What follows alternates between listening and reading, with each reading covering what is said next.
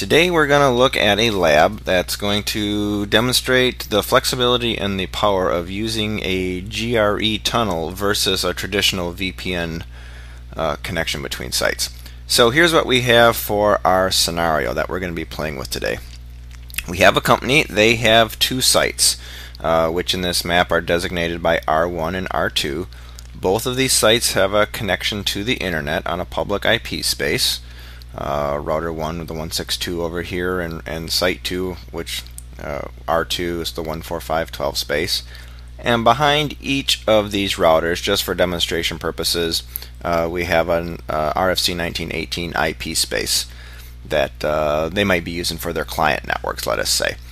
What this company would like to do is they would like to have these two offices see each other so the users can communicate with each other, share documents back and forth, access resources, typical things like that two offices for the same company would want to do.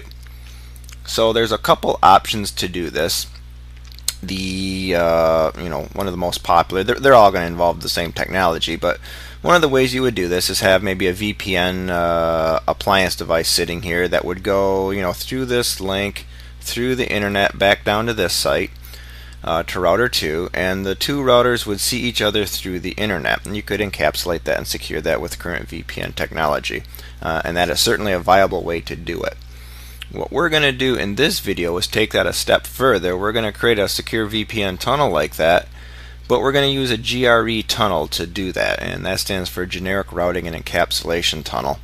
This is going to give us a couple of nice advantages for the network administrator at the site. First thing that it's going to do is, from a router perspective, it's going to create a virtual interface on router 1 and router 2 that traffic will appear to flow across. So we won't have to worry about traffic going out to the internet, hopping through the internet hosts, for troubleshooting and tracking purposes. Physically it certainly does that. Logically, we're going to have an interface between these two routers. The second big benefit of GRE is that it allows us to run an IGP routing protocol. So in our demonstration, these two devices are going to be connected via VPN using a GRE tunnel, and they're going to be in the same OSPF area, and we're going to see that they can transfer OSPF information between them two. So they'll get route updates from each other, and they'll become OSPF neighbors in the same area. And of course, the third benefit of GRE, which I mentioned earlier, is that it will be using standard encryption for VPN tunnels. So our data is going to be secure and safe. It's still going to be going through the internet. It will be encapsulated into this GRE tunnel. So what we're going to do is start with this, two different sites connected to the internet, and we want to turn it into this. Two different sites still connected to the internet. We're going to create this virtual GRE tunnel between them. It's going to be a layer 3 tunnel, and these two devices will be in the same OSPF area, and we're gonna see that they're gonna become OSPF neighbors, and they're gonna trade, update each other with OSPF route updates. So the router 2 over here will see this network, and router 1 over at this site will be able to get to this network via OSPF. So let's get started on how we're going to make that happen. Okay, I've updated our network map with a little bit more information about what we're going to do in this first phase. We're going to do two things here. One is we're going to configure OSPF, get it up and running on each of these routers, and then we're going to create the tunnel interfaces as our second step. We're going to configure the tunnel interfaces, which is step 3, and when we do that, we're going to see some interesting behavior that happens with a tunnel interface that you wouldn't see with a physical interface, and I'll point that out when we get to it. The fourth thing we're going to have to do is, because this tunnel interfaces are layer 3, we're going to have to make a tweak to our OSPF. I could do that ahead of time, but I want to show you, the logical order that we would do these things and encounter these in. So we're going to have to go back and tweak OSPF just slightly once we have our GRE tunnel interfaces up and running. And then of course the last thing that we're going to do is look at OSPF, make sure we can ping across the tunnel, make sure OSPF neighbors are coming up, and we'll do some trace routes and some ping tests and some displays of the routing tables to make sure that our tunnel is indeed being used from a logical perspective. So let's get started on router 1 with creating the first step up there, which is creating our OSPF routing process. So let me drag this into the window. Okay, so here we are on router 1. Let's get into the router, and we're going to create just a real quick and dirty OSPF process. So now we're going to start with router, if I can type today, OSPF 1, 2, 3. That's just what our process ID is going to be. We're going to say network, and on the router's one side, our network is 192.168.1.0, which we can see right down there, 192.168.1.0, 0.0.0.255. Remember, with OSPF, you have to enter in the wildcard mask rather than the subnet mask, and we're going to put that in area 0. And that's all we're going to do for OSPF on router 1. Let me get this out of the way, and we'll bring in router 2, and we'll do the same basic config on router 2. So here's router 2 in the window, and remember this one is 10.110/24. So in our config, router OSPF 123, the process ID needs to be the same. Network is going to be 10.1.1.0.0.0.0.255, and that's also going to be in area 0. So there's the network we want to advertise in OSPF, and we're putting it into area 0. What didn't it? Oh, we got a space in there. Alright, so there we go. Let's get that out of there. Okay, we are now ready. We have OSPF configured on both sides, and the reason I did that ahead of time is so we can see the neighbor relationships form real time as we bring up the tunnel. Now normally you would probably want to get your tunnel up first, your encryption in place, things like the basic housekeeping before you'd start to route traffic across the tunnel. I'm doing it slightly out of order here just for illustrative purposes. So here we are back on router 1. Okay, so we've finished step 1 there. We've created the OSPF routing process. Now we're on to step 2, which is to create the tunnel interfaces.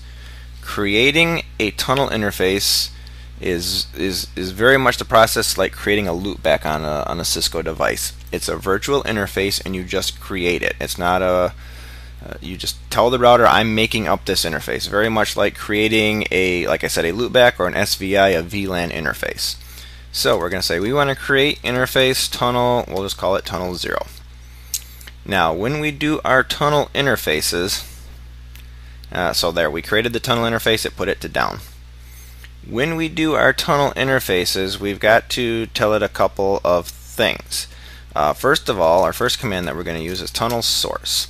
Now the tunnel source, let me do a question mark. It can be the IP address, or it can specify an interface. What we're going to do in this case, when we look at our network map, from router 1's perspective, the source of the tunnel, where it's going to start, is going to be fast 00, because that's connected to the internet, and its destination is going to be this public IP address over on fast 00 on router 2. So on router 1, we're going to specify the source as fast/0/0.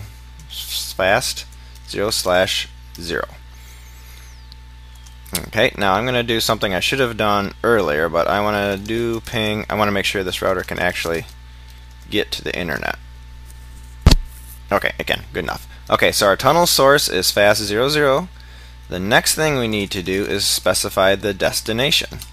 Now the tunnel destination is the public IP address over on this side. So we're going to type that in, 45.12.153, 45.12.153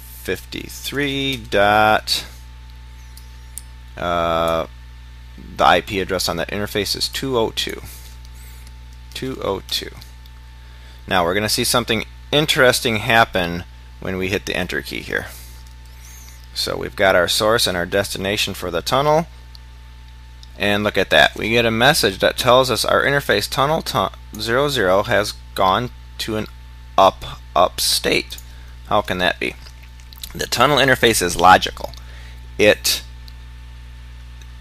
does not have a built-in keep alive statement like you would see from a Cisco device in a physical interface. So in order to rectify that, we're actually going to add a keep alive statement. We'll say 3 seconds. I'm just kind of making these numbers up. Now once we do that, we're going to see that it's going to try and do a keep alive, and our tunnel interface will go down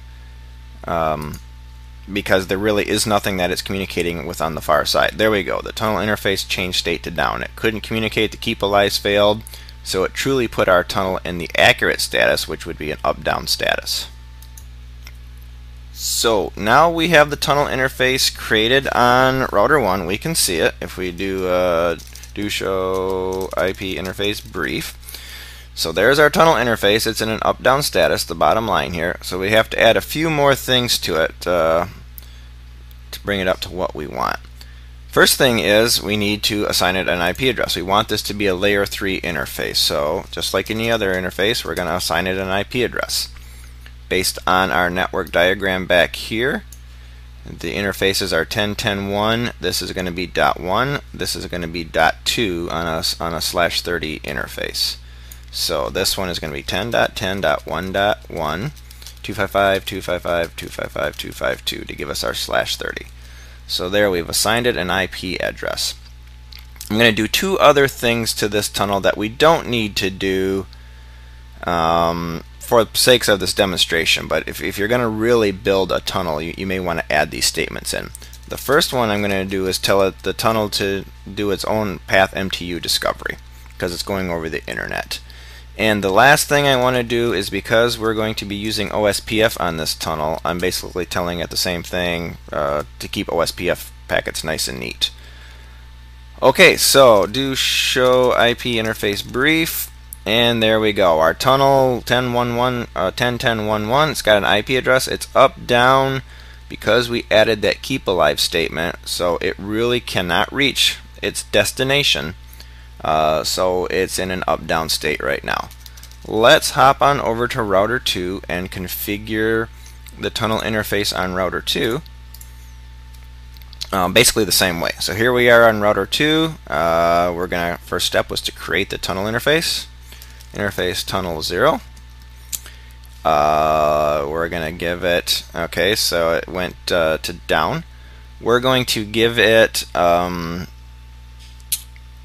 a tunnel source, and just like our last router, this is all relative to where the router sits. From router 2's perspective, its fast00 is the source, and this router's public IP address is the destination. So the source is going to be fast 0/0, just like it was on the other side. The tunnel destination is the public IP address of router 1. So let me slide this over so we can see it. 162.27.193. And the actual interface is .130. 130. Now we should see the same thing again here. I'm going to hit this enter. If you remember, on the last time it's told us our interface switched to up. And we saw the same thing here. I'm going to add the keep alive. I think I used 3.2 on the other one. Now what we should see this time though is the keep alive should stay up. The tunnel is now established. If we show IP interface brief, we see that we did not give it an IP address on this side. So interface tunnel 0, IP address is going to be 10.10.1.2. Let's look at our diagram again. So 10.10.1/30, so this one gets 1, this one gets 2, so it's going to be .2. Subnet mask 255.255.255.252.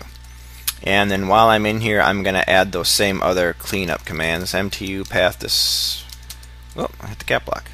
Path discovery, and we are going to be using OSPF, so IP OSPF MTU ignore, just to keep our tunnel working well with the OSPF protocol.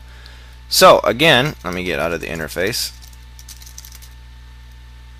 Interface brief. There's our tunnel. It's got an IP address. It's up. You notice this time, as I mentioned, the tunnel did not go down after we kept the keep alive. Our tunnel is established now. So let's go back to router 1, and we should see that the interface came back up, and it did. Tunnel 0 came back up. So the first time the keep alive kept it down because there was no interface for it to do a keep alive against. Now it's up. So we can see it on the other side. Now the thing to know about tunnels is they're layer 3, so we are not going to see this, even though on a network map it looks like it's directly connected logically. From this perspective, that's the interface with the ISP router. But from this router's perspective, it does not see router 2 as a directly connected neighbor. So let's do a couple of verification tests again. Back into router 1. Let's see, show IP interface brief. Show IP interface brief. So it should be able to ping the other side of that tunnel, 10.10.1.2, and it can. So we're sending ping packets from this device to this virtual interface on router 2. Now you know that I had mentioned that we set up OSPF process first because we want to see the neighbors come up as the tunnel was built. And you also notice up here on step 4 I said we're going to have to update OSPF to make that happen. Now the reason we have to do that is because when I added the network statements in step 1 for OSPF, I did not include the virtual tunnel interfaces because we hadn't created them yet. So what we need to do is go back into router 1, go into the router OSPF process, and add the 10.10.1.0.0.0.3 into area 0. So now we're telling it that yes, you can form neighbor relationships on that new interface that we just created, that tunnel interface. Again, wildcard mask, so that's why we're using .3 there. And then we're just going to take this and we're going to go over to router 2. And we're going to go into our router OSPF 123 process, and we're just going to put that statement in there. Same network. Now we should see our OSPF neighbors come up. There we go. Adjacency changed. Tunnel came up. Excellent, excellent. And if we do show IP OSPF neighbor, we see the neighbor. This is router 2's perspective. We see the neighbor ID. Using this address on its interface, and because it's a point-to-point circuit, we're only seeing full. Point this out right here. When you're looking at OSPF, if you recall your OSPF, when it's trying to figure out a neighbor ID or a router ID, and if it is not specified in the OSPF clause, which we did not do, it's going to pick a router ID based on IPs assigned to interfaces. And if memory serves, it's the highest IP address that will win, but if there's a loopback configured on the router, it's the highest loopback rather than the highest physical interface. So back here on our network drawing, I had said that we had this network behind it, and this is actually a loopback. I simulated this network on router 1 with a loopback and router 2 with a loopback. That's why the 192.168.1.1 is picked for the neighbor ID from on routers 2. Router 2 is going to advertise its router ID as being 10.1.1.1.0. So let's verify that. We go over to router 1. Let's do a show IP OSPF neighbor, and there we are. The neighbor ID 10.1.1.1, because that's the highest loopback on router 2. Over here, again, this is a loopback. It's up in full state using tunnel 0. Now let's see if we're exchanging routes. Show IP route, if I can type. And so there we are indeed. Router 1 is learning about the 10 network, the 10.1.1 network, excuse me, from, which is over here on router 2, is learning it from OSPF using this GRE tunnel. Okay, so we've accomplished our steps here. We've created the process, and I guess I could have done it all at once. 1 and 4 didn't need to be separate steps. We created tunnel interfaces. We added some extra commands to keep them clean, specified source and destination and IP addresses, and we updated OSPF with the virtual interfaces from the tunnels, and then we did some verification commands. Now, our next step, now that we have our tunnel up and running and the OSPF process running through it, our next step is going to be to start to add the security layer to our tunnel. So what we've done so far is 2 out of the 3 things we wanted to accomplish. One was these are now in one logical OSPF area. They're communicating to each other through a virtual GRE tunnel. But at this point, that tunnel is unsecure. There's no encryption algorithms on it. So even though this is a virtual interface, a virtual tunnel, it's still going through the internet. So we still want to protect and encapsulate and our traffic between these 2 routers so that it can't be sniffed on the internet or intercepted somewhere along the path. And that is going to be our next piece, where we're going to start putting the VPN framework around our GRE tunnel. I've updated our network map to show what we're going to do in this section of the instructions, and this is the final instruction. Right now, the third piece of what we set out to do was to encrypt our traffic as it goes across the internet. Because even though we have a logical GRE tunnel and it looks like our traffic is going directly between these 2 routers, from a network map perspective, an IP perspective, and even the routing protocol perspective, it really is going over the internet. And we want to protect that traffic, so if it's captured or sniffed upon, it's encrypted and can't be inspected. So we are going to be employing standard VPN tunnel mechanisms to our GRE tunnel to make it as secure as any other VPN connection. So I've put on the screen here the steps that we need to do to make that happen, and I'll run through those really quickly here. The first one is we have to tell each router what is the traffic that we want it to encrypt when it goes to the internet. When this router sends traffic from the users down here to the internet, we don't want all that traffic encrypted. Only traffic that's going from router 1 to router 2 do we want encrypted, so we need to tell it that.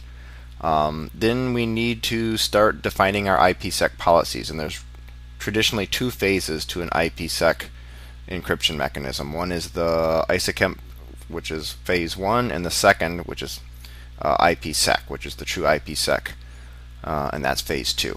For phase 1 ISACEMP, we're going to be using a pre-shared secret instead of using certificates, so we have to define our pre-shared secret key. Step number 5 is we take the interesting traffic, the ISACEMP policy, and the IPsec transform set, and we combine them all together into our crypto map. And the crypto map is where the magic happens. Once we've defined our crypto map, we take that crypto map and we apply it to the interfaces on our routers. And then last but not least, we'll do some show commands and verification to make sure that traffic that's between these 2 routers going across this GRE tunnel is indeed encrypted. So step 1, we're going to hop onto router 1, pull this into the window, and on router 1, get back into enable mode. The first thing we want to do is define the traffic to be encrypted. When we look at our network map from router 1's perspective, any traffic going from router 1's to router 2 across the internet, that's the traffic we want to be encrypted. So that's how we're defining our interesting traffic. So to define that traffic, it's simply an access list. Access list, we'll call it's going to be an extended access list. We'll call it IPsec traffic. And I don't know if I've mentioned this before, but the reason I capitalize things like this is so that I can find them quickly in a running config. So usually when I have to create a name for something, I'll almost always give it all caps so that it stands out in a config. Okay, our access list is going to be a one-liner. We're going to have, we can put a remark in here. Remark, let's call this VPN traffic. And then we're going to say permit traffic type. Probably you're used to using IP or TCP or UDP. Those are the most common. But if you look in here, you'll see that we actually have an option to specify GRE traffic. That's what we want to pick in this case. So permit GRE from host, the public IP address of router 1, which is the IP assigned to fast 00. So that is 162.27. Slide this out of the way. Dot 193. What was it? 130. Dot 130. And the destination is host, and that's the public IP address over here on router 2. That is going to be 45.12. Whoa.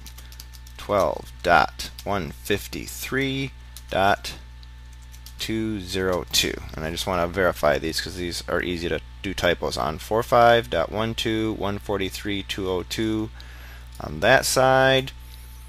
And on this side it's 162.27, 193, 130. Okay, so that's the access list that we're going to use to define the interesting traffic, again from router 1's perspective. On router 2's perspective, these are just going to be flip-flop. The source is going to be this router 2's WAN IP address, and the destination is going to be router 1's WAN IP address. Alright, so that's it. We've done step 1 up here in our list up here. Define the traffic to be encrypted. Next is our phase 1 IPsec policy. To do that, when we start getting into VPNs, almost everything is with crypto. So we do crypto, IPsec policy, and we're just going to create policy number 1. I'm only going to create one policy. We're going to make a match on each side, but in many instances you might have many different IPsec policies, and for phase 2 many different transform sets. We're only going to do one because we're going to force them to match. So we give it a policy, and then once we define the policy number, we have to give it the basic information that we want it to use for phase 1 of our tunnel. What we need to tell it is what kind of authentication mechanism we're going to use, the encryption method we want to use, the Diffie-Hellman group we want to use, the hash method that we want to use, and the lifetime that we want the tunnel to stay up before it needs to be torn down and rebuilt automatically. So let's start with authentication, and our choices are certificate based or pre-shared key. We're going to use a pre-shared key, which we will define shortly. The next thing that we want to do is let's take care of our encryption method. When we look at that, we have three options: triple DES, DES, and AES. We're going to use AES, and we can specify the bit depth that we want the key to be. So we're going to go with we'll go with 128, which is the default. The next thing that we want to define is the hash. We've got MD5 or SHA. We're going to use SHA. The next thing that we need to define is the Diffie-Hellman group. Say group, and we're going to use group number 2. The last parameter, if you remember, was lifetime. I'm not going to override the lifetime, but if we want to look at it, we can specify the lifetime in seconds. The default is the 86400, I believe, and that should be 24 hours if I remember correctly. I'm not going to specify a lifetime, so I'm not going to override the lifetime, so we've got that taken care of. Now, because we used the pre-shared key, if you remember up here, we had options to use for our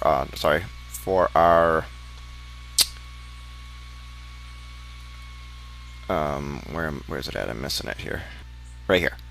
For our authentication mechanism, we had the option. We chose to use a pre-shared key. Now we need to define that pre-shared key. We got to tell it what that pre-shared key is going to be. So we do again crypto IPsec key. We're going to do 0. It's going to be an unencrypted key. The next thing is what is the key we want to use. We're going to use the word key, all in uppercase, as our key, or as our password, if you will. The next thing we have to specify is an address, in this case because it's going across the internet. And then what is the address of the remote host that this tunnel is going to be paired with. And in this case, because we're on router 1, that is going to be the WAN IP address of router 2 over here. So we type that in very carefully: 45.12.153.202. 45.12.153.202. Enter. Okay, so we have completed what numbers 2 and number 3 up here. We've completed our ISACEMP policy with our encryption and our hash and our Diffie-Hellman groups, and we've defined the pre-shared key because that's the authentication mechanism that we chose to use. So let's do a quick show run, and we'll see how that looks in the running config. So here we are. Here's our crypto ISACEMP policy number 1. The encryption mechanism we chose was AES, and because we picked 128, that's the default. It doesn't show it in the config here. Pre-shared key, Diffie-Hellman group 2. And then also we have the pre-shared key that we want to use for the phase 1 tunnel to be built up. Now you'll notice one thing that's missing here is our hash. We specified hash as being SHA. Again, that's a default, so it does not show it in the running config. Had we chosen another mechanism for our hash, MD5, we would see that showing in the run because it is not the default. So that's why it appears to be missing. Okay, so we've got that taken care of. Now we are on to step 4, which is phase 2 of our phase 2 of IPsec, and that's actually defining the transform set. So again, we are going to we start with crypto, and instead of ISACEMP, we're doing phase 2, which is IPsec. We're going to create a transform set. That's the mechanism, or the method that they call it. We have to give it a name. We're going to call it trans set GRE. Kind of long, I know, but I like to be descriptive. Transform set GRE tunnel, and then we have to give it a couple parameters behind here. So we are going to use ESP, we're going to use AES, ESP-AES, and if we wanted to, we could specify the strength that we're going to use on that, 128, 192, 256. We'll leave it at the default, which is 128. And then the other thing that we need to specify is that we're going to use SHA. So ESP-SHA, and hit enter. Okay, and then the last thing we want to do is say mode. We have a couple of different modes that we can have our transform set be defined for, and we're going to use it for a tunnel mode. Hit enter. All right, let's do a show run here again real quick.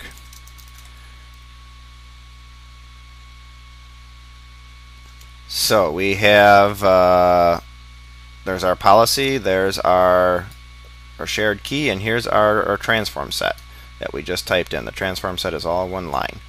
And you can do multiple transform sets if you wanted to, or multiple, just like you can do multiple ISACEMP policies. So if you have multiple tunnels going and you want to use different authentication encryption mechanisms on the different tunnels, you have that flexibility. Alright, so back over to here. We are now on step 5. Step 5 is where we take our access list, our phase 1 and our phase 2 information, and we tie it all together into an item called a crypto map. A crypto map is what brings it all together. So we're going to hop over to router 1 again, and we're going to create our crypto map. Crypto options, there's lots of options. You know, we've been doing IPsec, ISACEMP, a couple in the middle. We've done the key. In this case, we're going to do a map. What do we want to call it? I'm going to call it crypto map to be really tricky. And we give it a sequence number 1. And then what methods are we using? We're using IPsec with ISACEMP. That was what we decided to use for our phase 1 and phase 2. So when we hit enter, we get this message that tells us that our policy is going to be disabled until we define a few things. Basically, in our crypto map, we have to bring in all the other information we put together. We've got to tell it the peer that this crypto map is going to be used against. We need to tell it the access list that tells it which traffic to apply this crypto policy to. And then, although it's not stated in the text, we also need to tell it the phase 1 and phase 2 information. So we can do a description here if we want to. Description, we'll just call it 2R2, just so that we can put a description in there. The first thing we'll do, let's do them in the order that we created them in. So we need to do our access list. That's done with a match command. Match address, and then the name of our access list, which was IPsec traffic. So that took care of one of our requirements here.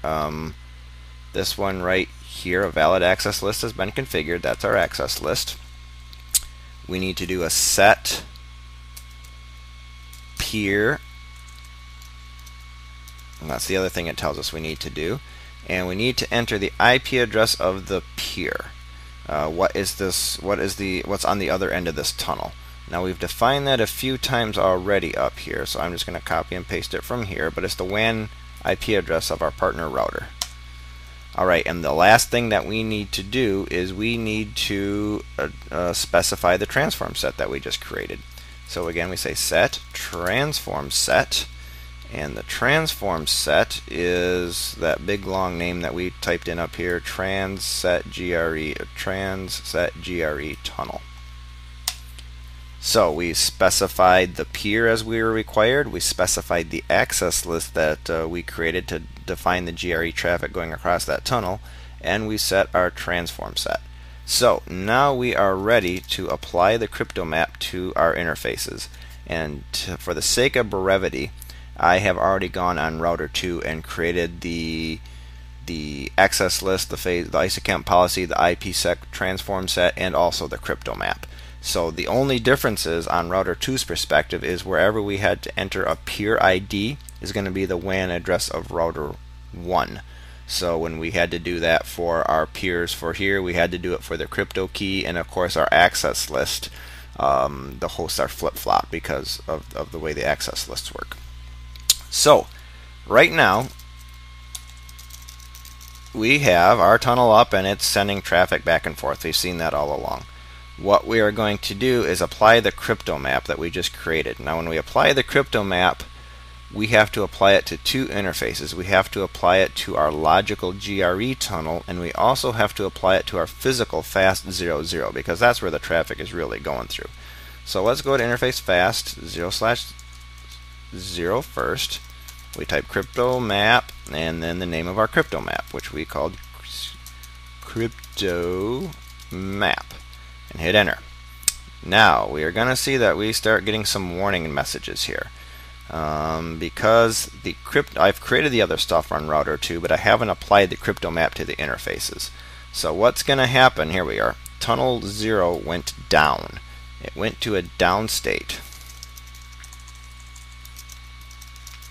So that's something to keep in mind when you're doing this, that if you're actually sending business traffic across that circuit and you're going to go back and apply the security at a later date, you need to do it off hours, because it's going to take that interface down while you do that. Take that tunnel down.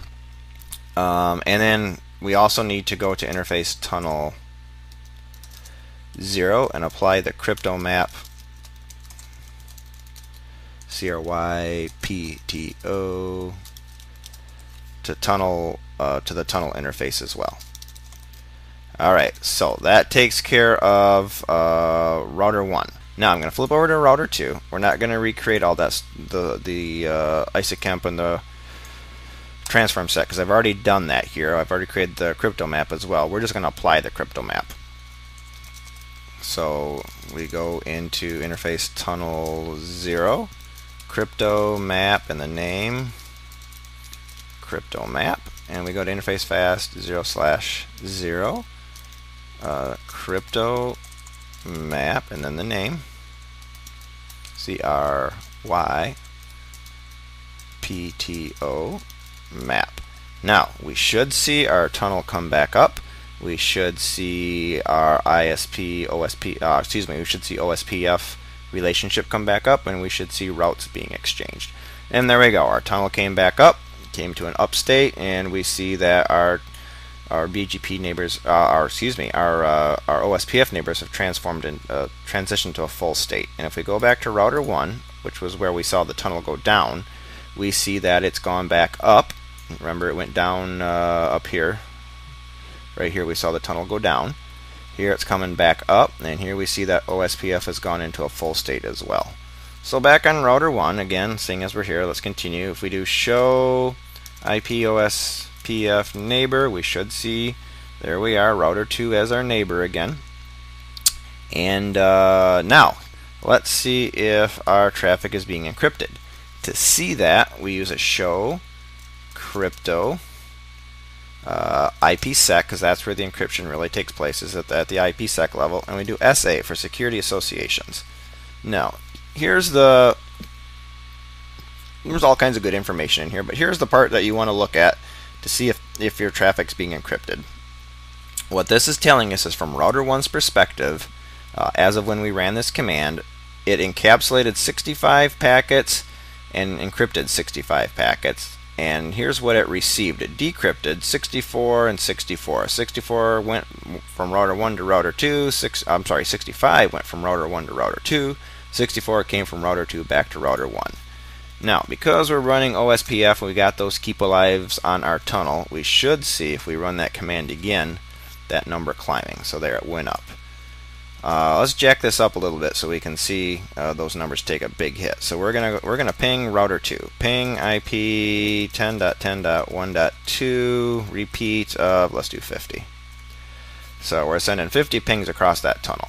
Now what we should see is the number of packets should go up by 50 plus whatever other overhead took place in that time. So I would expect to see it jump up to 150 plus. So let's take a look at our SA. And there we go. It went from 96 to 172. And we see the same thing from router 2's perspective. If we do that same command, show crypto IPsec security associations, we can see they're gonna pretty much be flip-flop for one another. What one receives, the other one sends. So that is proof that we've encrypted our traffic going across that tunnel. And remember, that tunnel is really going across the internet. So we're encrypting our private secure traffic, our private corporate traffic, as it goes across the internet. So there we go. We set out to accomplish 3 goals, and we've done all 3 of them. We've created the GRE tunnel interface as a layer 3 interface. We put these 2 routers that are connected directly to the internet, and they're in the same OSPF area. Dynamic routing updates are going from router 1 to router 2 using this virtual private tunnel. And then we've taken that logical interface and we've secured that traffic using IPsec, so that when it goes through the internet, physically goes through the internet, it's encapsulated and encrypted, and secured traffic flows through the internet, so our traffic can't be intercepted and inspected. So I hope you found this tutorial informative. Thank you for watching.